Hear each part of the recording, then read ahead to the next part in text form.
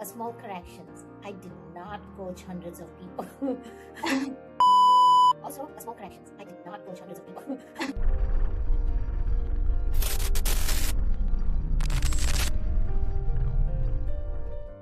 In the rapidly changing and most competitive in professional era that we are in today, we need to consistently and continuously monitor our end users' aspirations and market demand to shape our strategy. In the age of era and digital transformation, what will help our PM professionals to be competitive?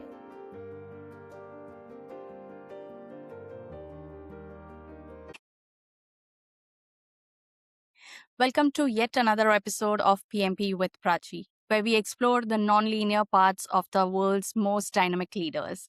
Today, we are joined by a guest who truly embodies the concept of strategic evolution.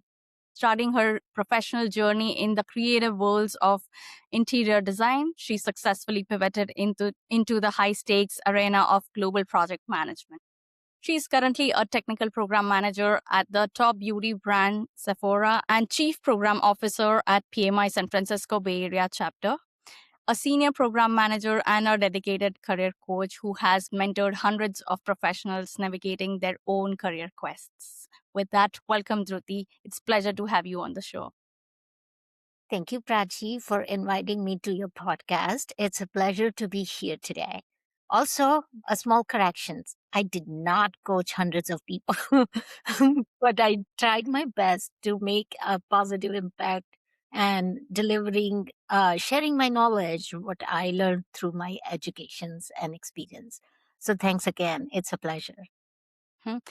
You might not have mentored hundreds of people directly, but you have initiated the program where hundreds of mentors and mentees are benefiting from it. So uh, and you have coached a lot of people, maybe not directly but indirectly. I've seen you coached so many people, next generation leaders, so I could say hundreds of people. I'm humbled. Thank you, Prachi. All right. So, why don't we start with your background? You started as an interior designer and then you made a very intentional move to get a master's in project management from Northeastern University.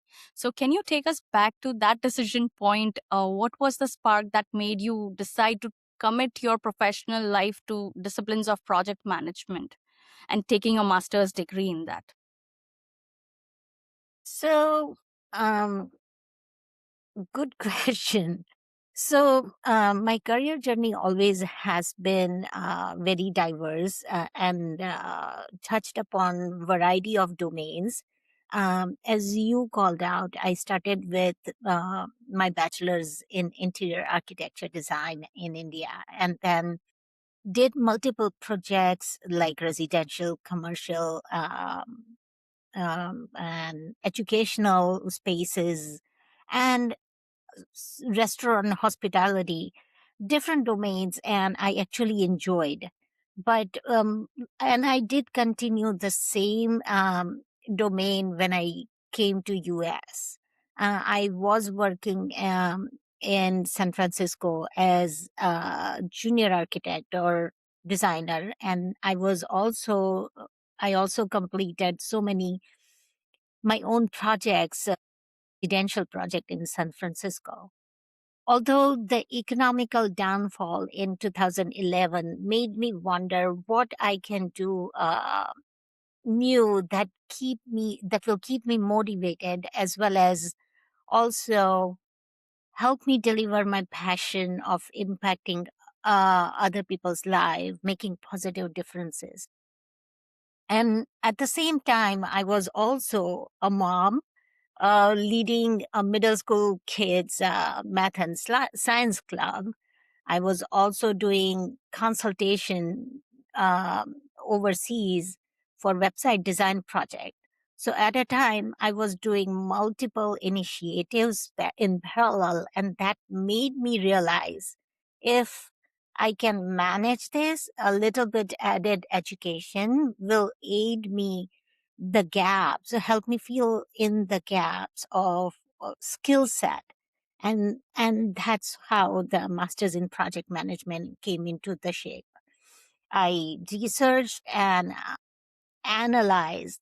There are some tools and techniques that is specific to the project management domain, and aided to my experience of managing multiple projects in design would give me that boost to grow in my career journey and also help others. And I also joined the PMI San Francisco Bay Area chapter. So, how that formal education changed your approach compared to learning on the job? Um, so I always believe uh, that education and experience are mutually complementary.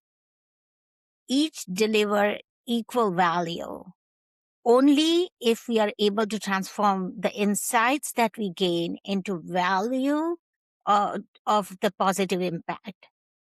Education provides a theoretical knowledge based on principles and how that principles can be transformed into solving problems and experience to deliver a value, versus the experience itself. If I look back, I can translate prior experiences, whether it is learned from a simple personal project or design project, into technical project, as it spans across domains and across multiple industries. There are core experiences that we can translate regardless of the domain and the industry. So, speaking to that, experience and education need to work hand in hand. Basically, we need to be able to connect the theory to the experience, and where experience cannot fill in the gaps to understand the root cause. Solving situational problems, we need to relate it back to the theory. The idea is we want to always be attentive, focused on customer, who are the primary end users of the value that we are trying to deliver, and then ask questions ourselves how we can translate our learnings to think out of the box, break down the problems, and each breakdown how we can solve them step by step. Mhm. I hope that helps. Yes, absolutely. So, uh, education, what it gives us in simple words is, for example, I'm leading a project. If I have a formal education, then I would know which methodology or what technique I can use. Like, should I use Moscow or should I use other methodology? It helps us to pick the right methods and strategy, and experience gives us that uh, experience to navigate the problems. If we have done a project in the past, similar project, it gives us that guidance that, okay, I did that mistake earlier, I am not going to do this time. So it helps us in that way. Yeah. In short, the education gives us the depth and breadth of the domain or the topic, or mm, the foundational knowledge, and experience in context to that education allows us to put those knowledge into practical applications. So both go hand in hand, and we have to be intentional. We have to take a pause and think through how can get the most out of it. Yep, absolutely. And you have a creative background, so has it influenced the way you visualize and organize complex technical programs? Yes, nothing goes in vain. Yes.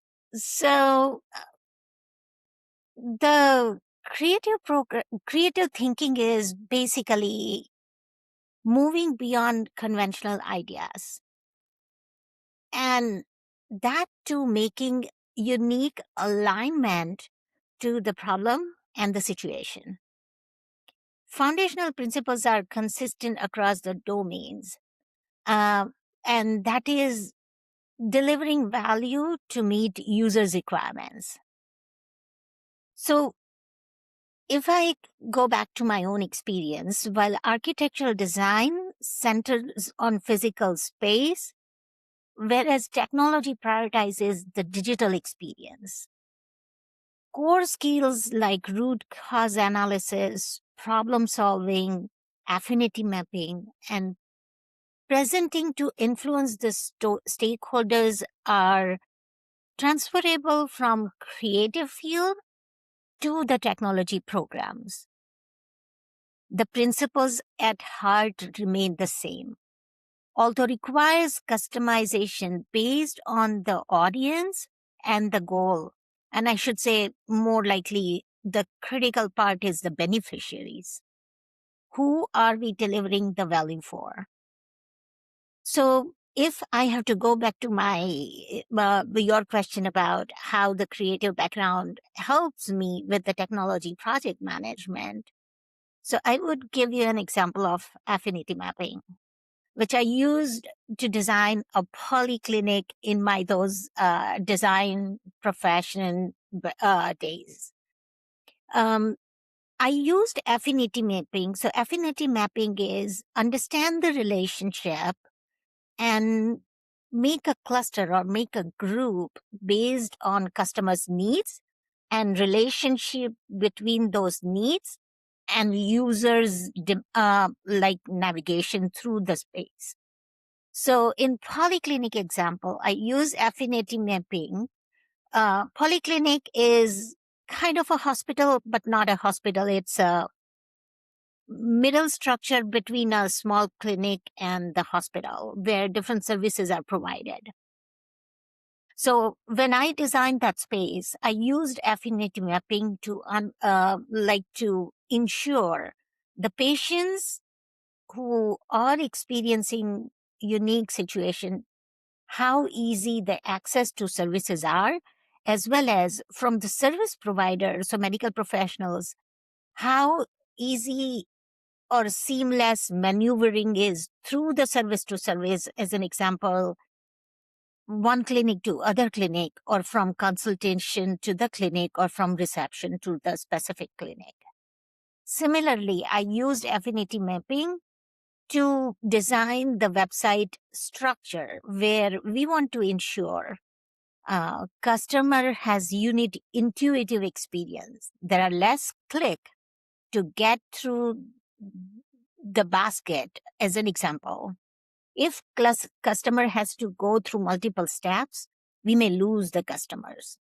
And how do I reduce the step? So that is just a one technique that can be leveraged cross domain.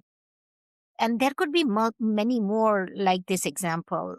It's all about understanding natural relationships to develop a seamless flow enabling efficiency, and that results into optimal outcome. Mhm. And yes, a small quick wins are like we used to have color theory in our design field. So that color theory, when I put into my presentations, my presentations are more appealing than the someone who may not have that experience. Colors set the mood, colors set the tone. So I do leverage those kind of like playful fonts versus professional fonts versus some more straightforward fonts. How can I use fonts that are my SharePoint site friendly versus presentation friendly? How can I use my creative writing experience to put those tagline on presentation that would encourage more mentees and mentors? So there are always a small added benefits of your background and experience. Mhm. So you talked about affinity diagram. You used it in your early careers when you were not a project manager, and you still use those methods and tools. So uh, even if you are not a project manager, w- having a title, but you still apply project management methodologies in your day-to-day life or in your any of the industries you are working in, you might not realize that you are already a project manager. So I would say we do project management. Like when you are a designer, you have to think through, get a requirement from the customers. When you plan a space, you need to like put your plan of execution based on the design you are opting for. There are nuances of construction um, details, like how would you put plumbing in place? What are the logical sequential flow of building that space? Do you need to do foundation before putting the walls in place? And then you would do colors after putting the walls in place. And in between, there will be like intricacies such as plumbing, electrical, and whatnot. And to coordinate all these activities, you are being a project manager. You are managing a program if you have to address polyclinic where there are multiple spaces involved. So regardless of the title, we do have level of experience in managing projects. I can also say, like when we are planning a trip, we are managing a project. Absolutely, yes, you're right. And especially coming from a construction background, usually they have those skills or they develop over time, the project management skills. And you also mentioned about color coordination for the presentation. That's a really great tip. Um, like as a project manager, you always have to present it to the executive leaders. So it's a very small but very helpful tip because it is psychologically impacting the viewer or the listener. It's not directly, but indirectly impacting their mind and influencing their decision. And I've seen you using multiple shades of color, similar shades, and it is so attractive when you present. Uh, like the stakeholder is already buyed in. Like it's a subtle change, but I think it makes a huge difference. Yes, so correct.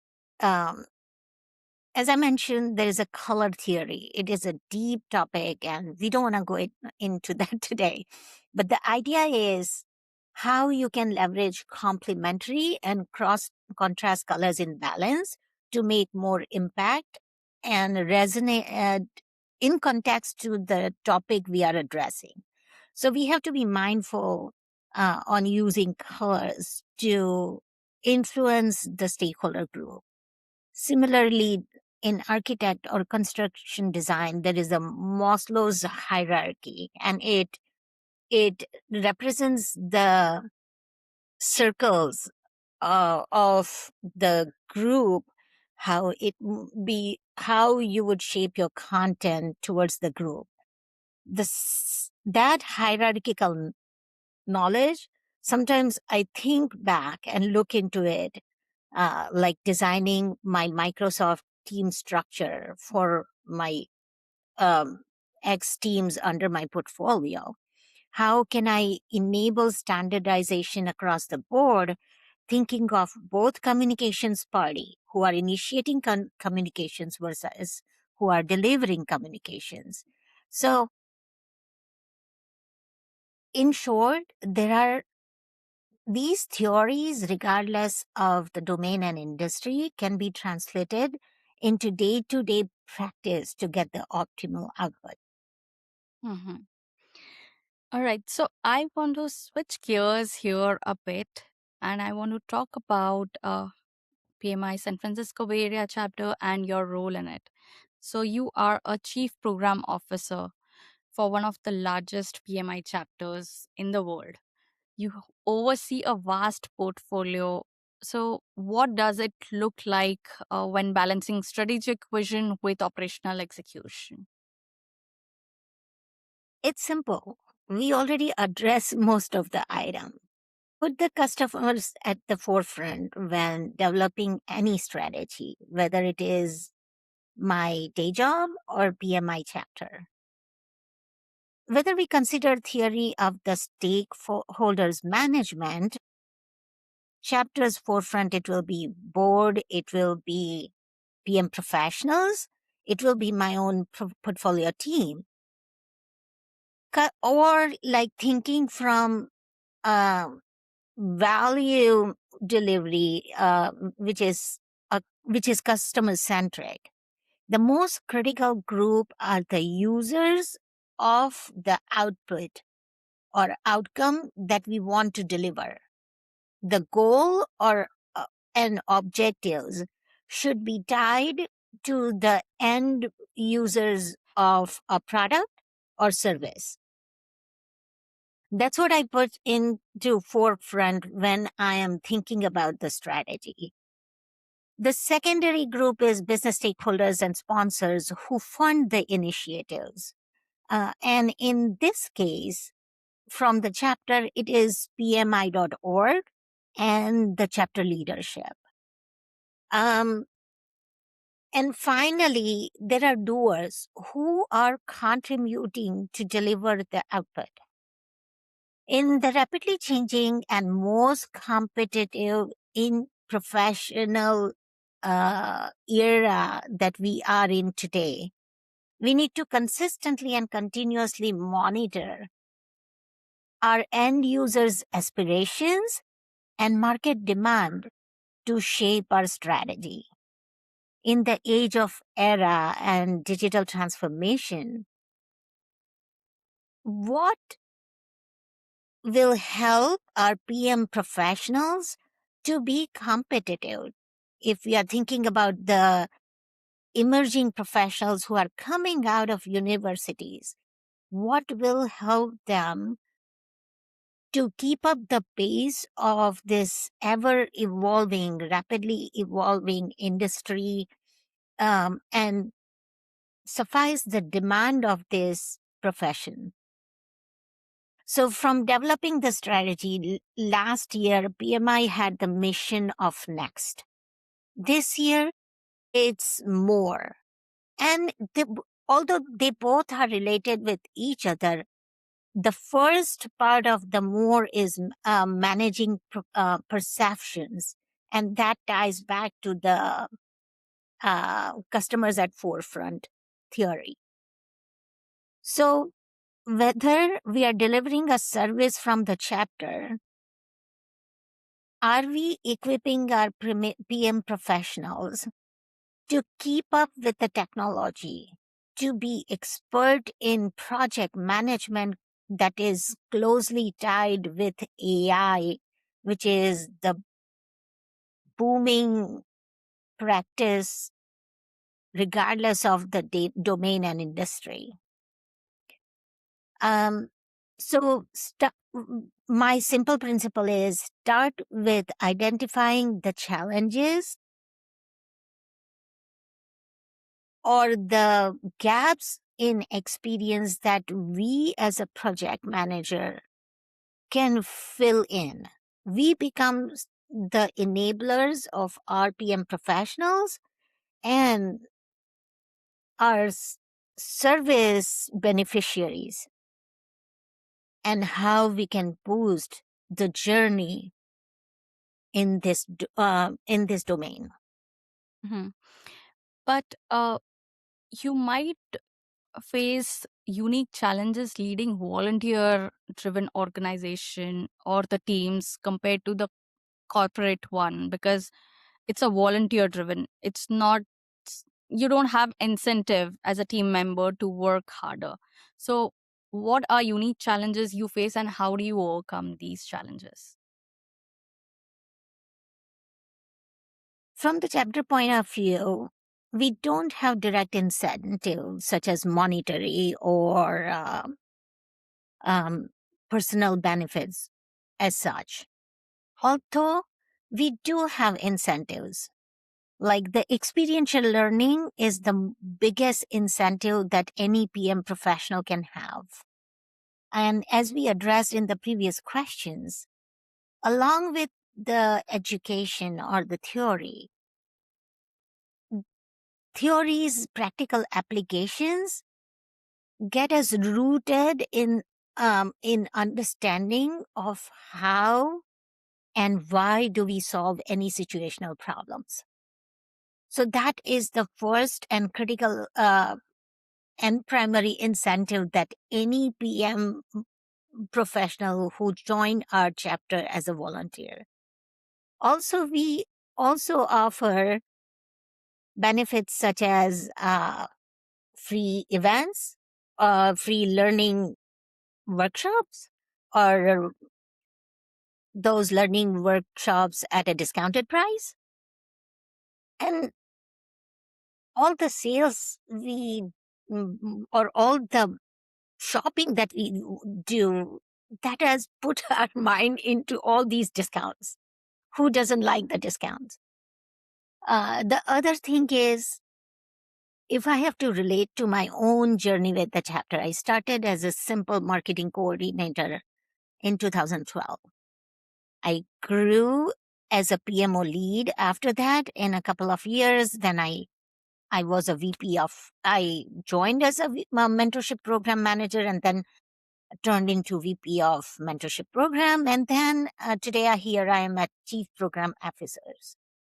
Based on my journey, the chapter experience gave me the confidence of being what I'm today. And confidence comes from depth of knowledge, um, bringing the factual data or being able to bring that factual data points when I'm proposing any solution, whether to as a consultant in my day job or at the chapter level. How do I navigate through the leaders? How do I um, address any problems or lead the initiative with the board, propose any strategic solution to the chief executive officer of the chapter? All that experience combined give me the confidence to be here today and giving these answers to you. Um, um, Speaking um, in front of people, whether I'm presenting in NGL cohort or in mentorship, being a judge in the mentorship program. Sometimes somebody said in one of the mentorship cohort, Druthi, you ask very hard questions. Yes, you And do. that come with an experience and the confidence together. So at the chapter level, maybe it is not a direct incentive, but it always pays off from the journey of the volunteer membership and the leadership. It actually enabled me to have my rapid career growth over at Sephora also, because I am better able to think out of the box because now I can relate. I address this situation in the chapter or I solve the problem in such a manner that I can translate into some work related Mhm. question. Yeah, problem solving is like maths. More you do, more experience you have, you can solve better problems. Even if it's not the same exact same problem, you are already learning from those experiences. So, yes, absolutely. Not only that, but chapter also brings the network uh, to different industries, different professions, and personnel. So it's a great networking place, and of course, you are building experience. As a career coach, you help people a lot with LinkedIn profile reviews and resume clinics as well. So, what is one mistake high achieving professionals often make when telling their own career story? Be succinct yet comprehensive. Um, Start with what is current. Sometimes people, even I, love to talk a lot, but we want to be mindful. What is our objective when answering the question? If I need to achieve XYZ position, what is the demand of the role? Am I relating my, if it, do, does my story is in context to the answers the recruiting firm or the organization is seeking for? Most of the times, people leverage these tools, and we should. Why not? We forget, or we miss the opportunity to tailor our story or our resume to the requirements. Again, customer at the forefront. When we are delivering a resume, the recruiting agency or the organizations are the customers for us. Put that lens in the mind. If they need a person, they need a person to solve their X situation, X problems. How can we tell that story in a succinct manner and what is fresh? The reason behind starting with the current experience is that means you are still in connection with the situation or the success you did, and you are able to leverage that experience to the next um, initiative in your life. We may, that is the one thing. The second thing is influence them. We did, and this is from my own interview experience over at Wells Fargo. When I was with Wells Fargo, I interviewed for in a different organization. Wells Fargo is huge, and everybody knew me because it was a partner team, and the leaders knew me very well. They observed my work for X duration in the past. And still, we had to go through the professional interview because that is the process in the organization. I kept on mentioning we. They heard me. They already knew what I do in the we as a team. And then finally, one of the leader came and told me, Druthi, despite of I know what you did in that we. So make sure that, and somebody I just coached in the chapter, I said, start with I, put the we, because we also want to make sure that we are not taking the full credit. We are being authentic to claim the success, and end with I. So I took initiative of this project, working with XYZ team to deliver X value, where I led the requirement gathering, which achieved 80% of success. So how we are making a story that is authentic, that is simple. I'm not giving all of my team members' name, and and I'm still laser focused to the customers or to the interviewers' need. That's a great tip to have, and I'm sure our listeners would benefit from this if they implement it in their next interview. And you talk a lot about customers and stakeholders. You have a passion for delivering strategic initiatives from feature to market. So, what is your framework for ensuring what a project doesn't just finish, but actually delivers the optimal client experience you prioritize? Optimal client experience. Again, um, I would start with the different way of theoretical background. So there is a flow methodology, which is based on customer journey. There is value stream mapping, and these two are coming from originally from product management. Value stream mapping is also based on customer journey and putting features into that contextual affinity group on relationship basis, and then delivering incremental iterative value. Similarly, in our project management profession, if we think about agile project management, it's the same principle.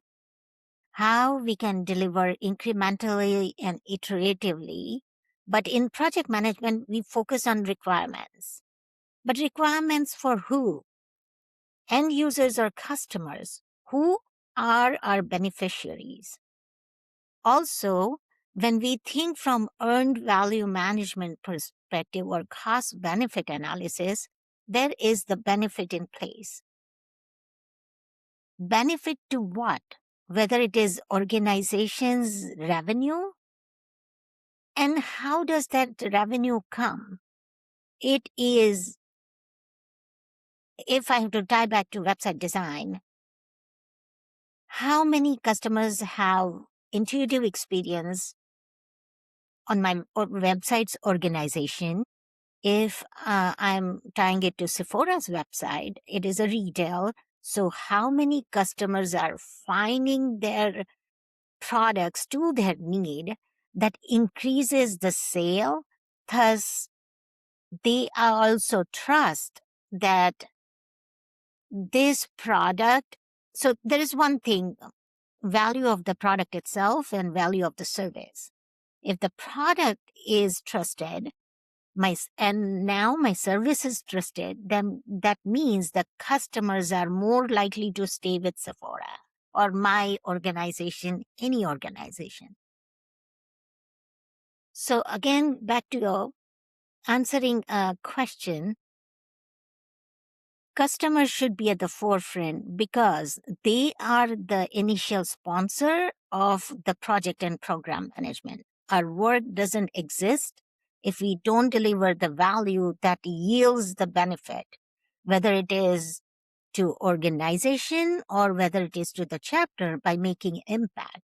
If I have to go back to the chapter or PMI's forefront is PM professionals. How can we help them grow? How can we put out those projects and exemplify the success in project management that can be advocate of PMI or project management industry?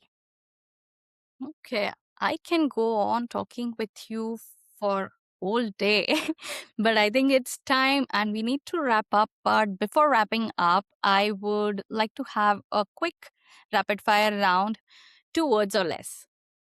One word to describe your leadership style. Lead by example.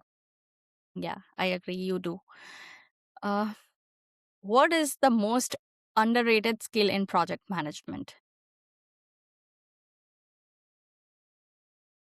Underrated. Good question. Huh. Well, there could be more than one. Um, but again, I would say customer focused. Okay. Design thinking or strategic planning?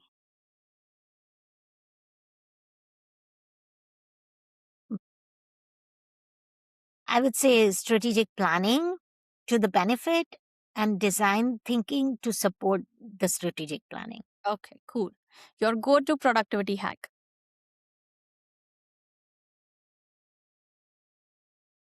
Because Think I know you are just go doer person. Go get it. uh, focus and passion. Yes, passion. And I see your passion.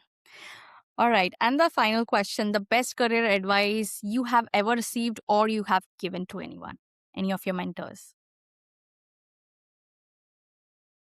Be passionate to whatever you want to do. Mm-hmm. All right. Passion brings the dedication and hard work. Yes, absolutely. With that, thank you so much, Dhruti, for sharing how you managed the precision of design into strategy of program management and in general in PMI and at your company, Sephora. So, thank you for sharing your experience and insights with us. Your insights on next generation leaders and importance of data driven personal brand and customer focus are exactly what our listeners need to hear in today's market. For those who are looking to level up your career, Druti is the wealth of knowledge, and you can uh, and a true advocate for the community. So you can find about Druti's work and initiatives on LinkedIn. So uh, thank you again, Druti, for joining us with the show. Thank you, Prachi. All right, I will see you all in the next one. Bye bye.